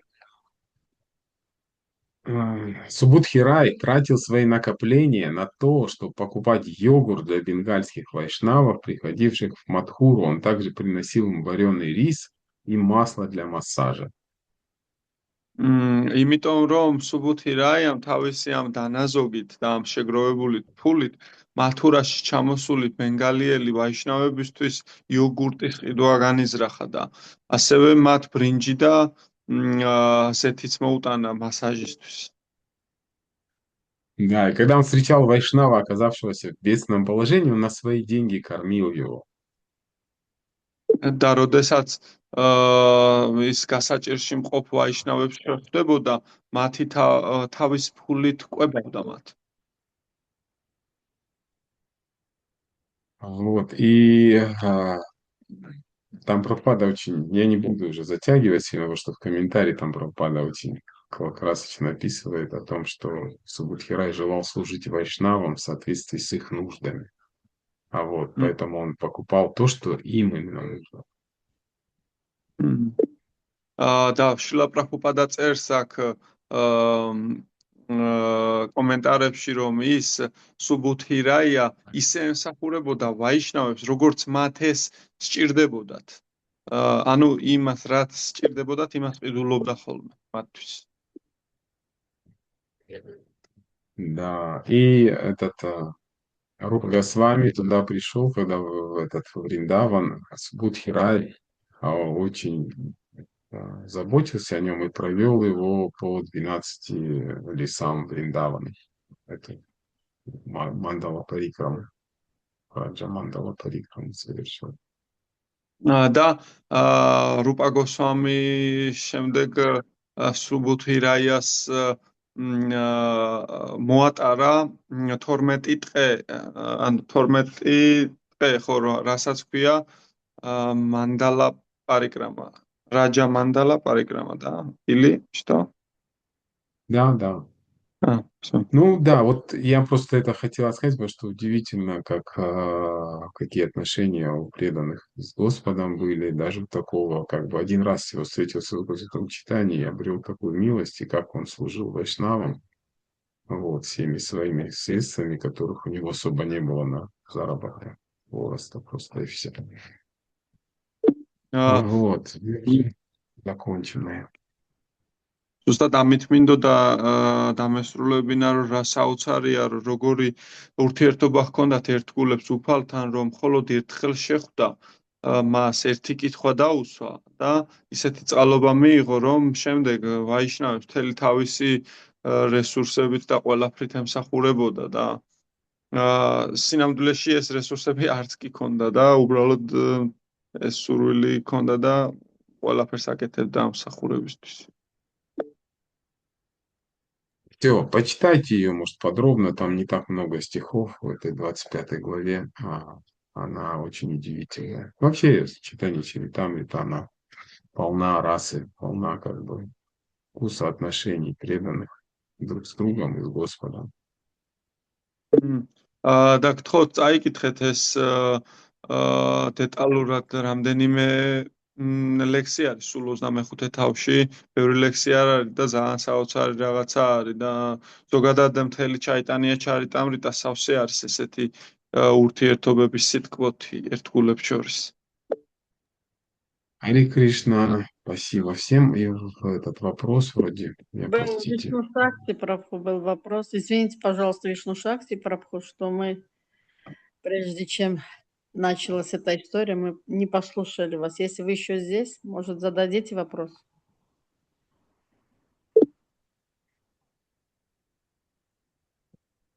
Хари Кришна. Спасибо большое. Да, Спасибо за лекцию, говорит Хари Прабху. Вы вот раскрыли тему жизни и смерти, а я немножко с другой стороны хотел бы на эту ситуацию посмотреть с точки зрения борьбы дхармы с адхармой. Вот сама ситуация какова? Мы видим, что есть некая джива, которая, используя законы, которые действуют в этом мироздании, пытается, значит, захватить власть и перекрыть даже сами эти законы. Вот.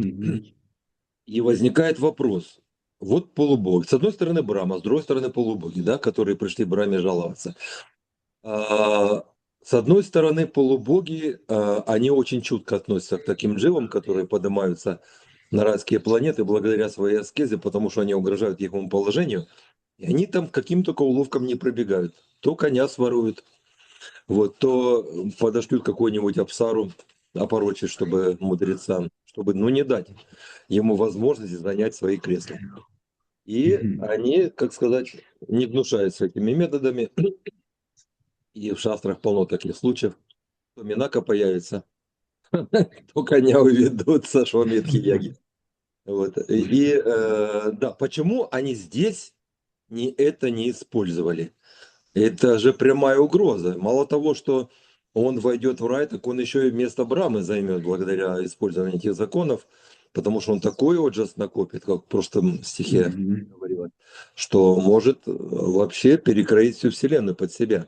И тогда что? Тогда тиран станет и поломает все мировые порядки. Вот. Ну, то есть вопрос в том, почему они не стали ему мешать, да, в этот момент. Да, еще другой вопрос есть. Брахма же тут появляется на сцене, и он дает благословения, которые, понимая положение и понимая, что сейчас от него зависит, получит ли он эти благословения, он же мог и не дать их. А почему он дал тогда? Не мог. Не мог он не дать. Полубоги Вот не этот вопрос имеют. меня интересует. Спасибо. Не, на самом деле ачарьи объясняют, в принципе. Полубоги, они подчинены правилам, которые установил Господь. Это функция определенная. Он не может не дать так же, как вот человек здесь в мире. Ну вот, он как бы договор заключает, на работу приходит, и по договору ему должны выплатить, потому что он выполняет свою работу, ему должны дать результат. Поэтому полубоги это просто ну, такие функции, ну, личности, да, но они исполняют функции, которые они не могут не исполнить, если человек, ну, или кто-то там, неважно, какая-то джива, она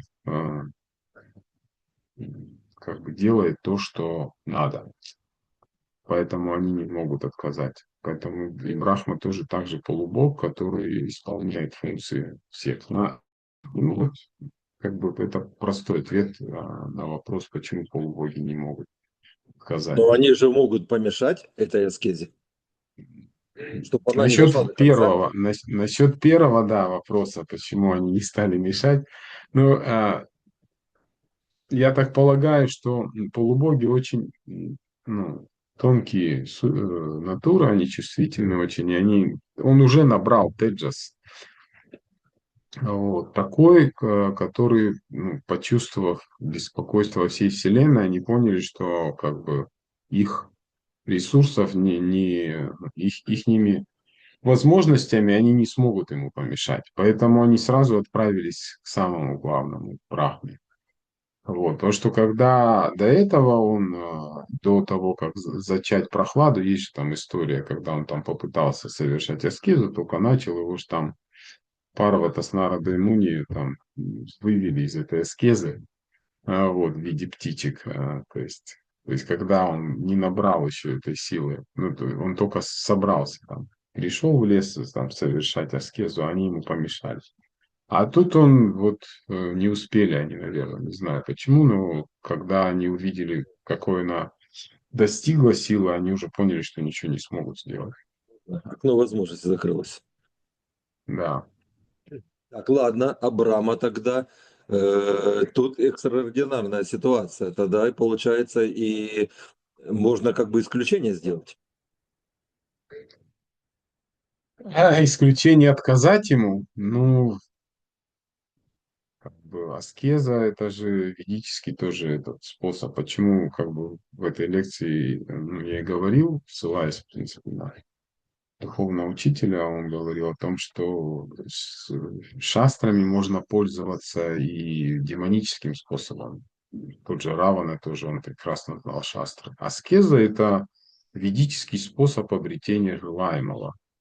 И как бы, ну, законы, которые установил Господь, он же ими и воспользовался. Да, он и хотел переделать, но пока они действуют, он воспользовался этими законами для того, чтобы обрести желаемое.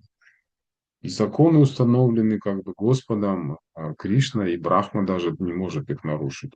Хотя потом он в конце, конечно, Симхадев скажет, говорит, ну ты, говорит, не давай, говорит, таких благословений больше. Но, как бы сказать, сказал, да, но он потом все равно и Равану тоже благословил. Понятно. Получается, тут как бы законы в долгую сыграли, пока сам Кришна не Да, появился. да, Понятно. да. Ну, то Да, есть, тут еще. когда становишься заложником как бы своей роли, так же, как, например, с Бхишмой, в Махабхарате, он стал заложником своего обета, закона, который вот он дал себе. Да, Хари Кришна, спасибо большое. Да, пожалуйста, Харе Кришна. Тенгиз, у вас рука тоже. Можно по этому вопросу еще вот мнение вот по вопросу Вишну Шакти? То, что вот в этом и есть различие Господа и полубогов, что Господь может нарушить и все что угодно сделать, Да, а божества не могут. А с Пришмой другой момент. У Пришмы был выбор. Он не был вот так закован, что хочешь не хочешь, он должен был так поступить. У него был выбор. Он мог бы, просто не, он но сам он сам карму за себя сделал себя больную. заложником этого Да. обета. Он Это сам он сделал сам себя сделал, да. заложником. А Да. здесь они вынуждены были, он обязан был. Да. Вот. Ну, я как пример привел то, что с заложником, когда становится человек какого-то по собственной воле или по воле свыше, вот это может приводить к таким вещам. Да. Да, Тенгиз, пожалуйста. Харе Кришна, дорогие преданные, примите мои поклоны. Большое спасибо Гиридхари Прабху за сегодняшнюю лекцию. Особенно интересна была заключительная ее часть. У меня такой вопрос, если позволите, не под сегодняшней темой. Вот буквально я вчера его выписал и хочу задать его вам, если позволите. Нам вот говорят, да, что мы дживы, пришли из обители Господа, из духовного мира. Но вот в Бхагавадгите, глава 15, текст 6, там Господь говорит, это моя высшая обитель, не освещается ни солнцем, ни луной, ни огнем, ни электричеством. Тот, кто достигает ее, больше никогда не возвращается в материальный мир. То есть это как вот, и он это же самое говорит еще и в главе 8, 16 текст, и в 8, 15 текст. То же самое другими словами. Ну да. Если Господь говорит, что кто достигает моей обители, потом не возвращается в духовный мир, как же мы тогда из этой обители сюда очутились?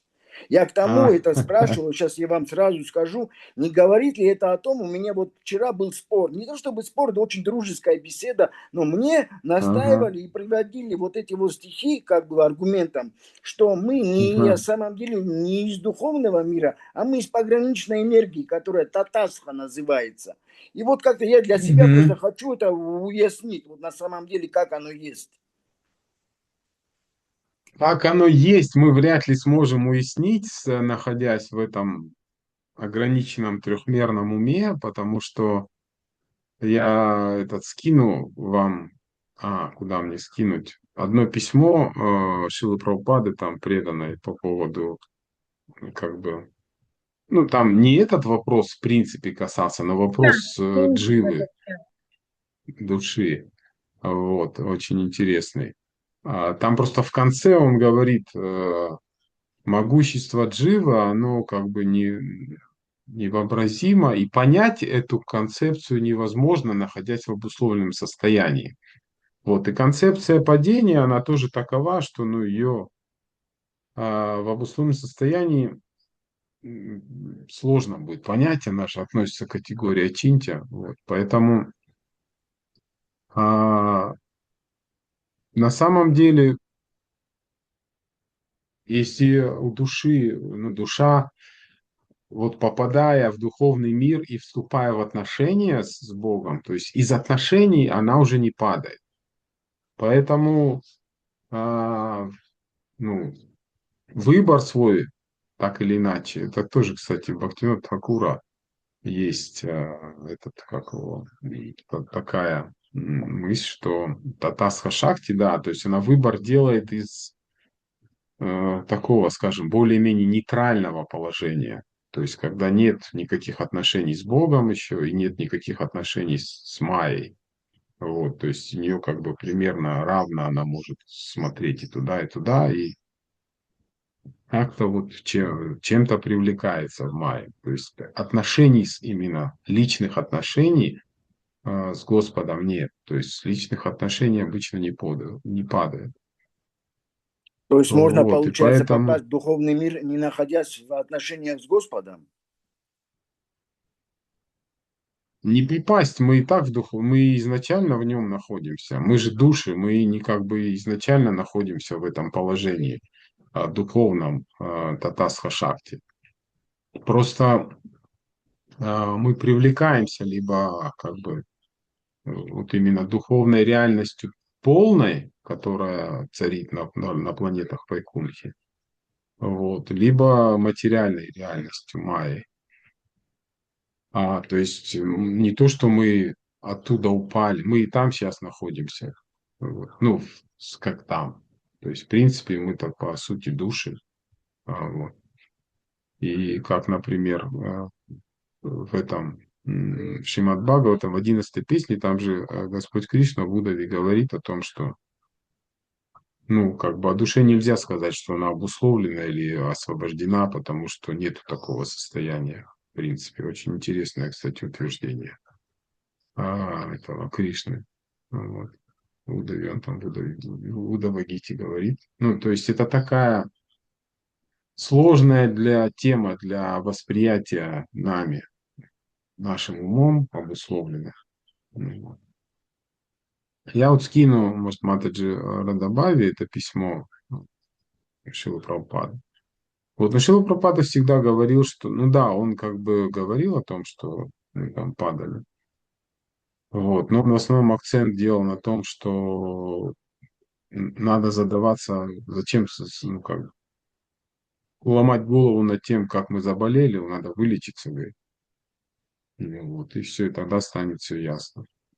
Но это тоже, кстати, у Бхактивинода Тхакура есть утверждение, что если размышления над вот этими, в нашем состоянии, безусловно, над вот этими вопросами, как чинти, туда же относится Гуру Татва, положение Господа Шивы, по-моему, карма, концепция кармы.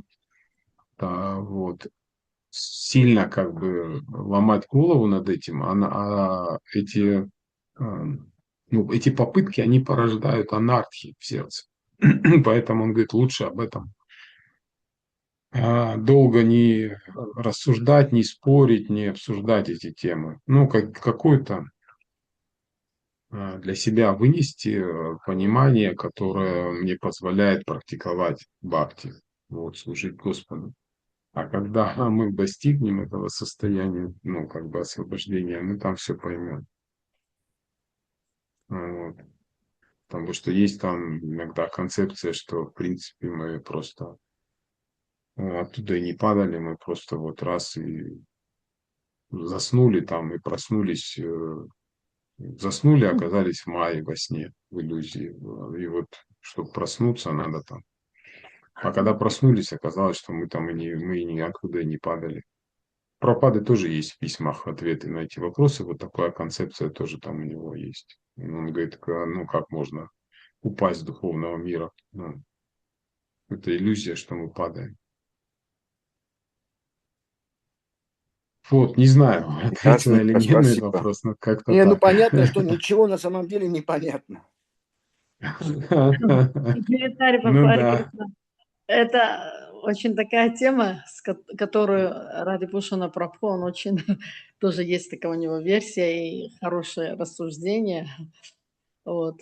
Потом я его попрошу, может, выложить тоже. Он там что-то где-то читал, по-моему, по Тимну Такура тоже, что мы, вот как вы Ну да, сказали, с право выбора, категории право Татастха Шакти, Брахмаджоти, да, да, делаем. да. И там вот этот свет как раз исходит, Брахмаджоти, это от того, что вот это столько душ, они вот светятся, и вот это они в таком служении находятся, освещают. Шанта, да, это такая вот И вот в нейтральное этом отношение. моменте у них есть выбор или наверх пойти, или вниз Ну пойти. Но да, это да. не Китая вечно освобожденных. И вот когда мы попадаем сюда, уже получаем все, что мы получаем, то, что говорит Хари Прабhu, и уже вернувшись осознанно в духовный мир, уже, естественно, ты не падаешь оттуда. Да, в отношения, именно когда отношения уже с Кришной есть, любовь есть, то уже там все, там падений нет. Именно об этом, да, Кришна говорит в Бхагавад. Я еще другой вариант слышала. Вот, вот как, когда иногда вот описывают обед там, вот как обедают там Кришна и его друзья, да, они как по кругу садятся, по кругу, по кругу. И человек чем дальше от центра, тем легче ему оторваться.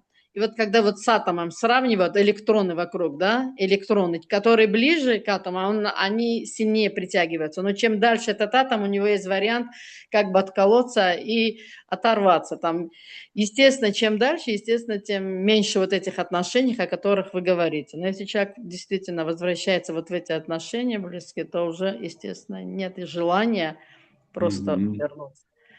Спасибо большое, Да, Гейдхари. да, не за что Андрей вам Прабhu, спасибо. вы извините, вы могли отключиться, вы уже столько сидите. Мы сказали, если храмы вы не хотят, могут. Он Я задержался. Тут Константин еще написал. Ну да, это не вопрос. Ага. да. Да. Есть еще, кстати, у некоторых вайшнавов, в принципе, по поводу падения дживы, просто там есть термин анади.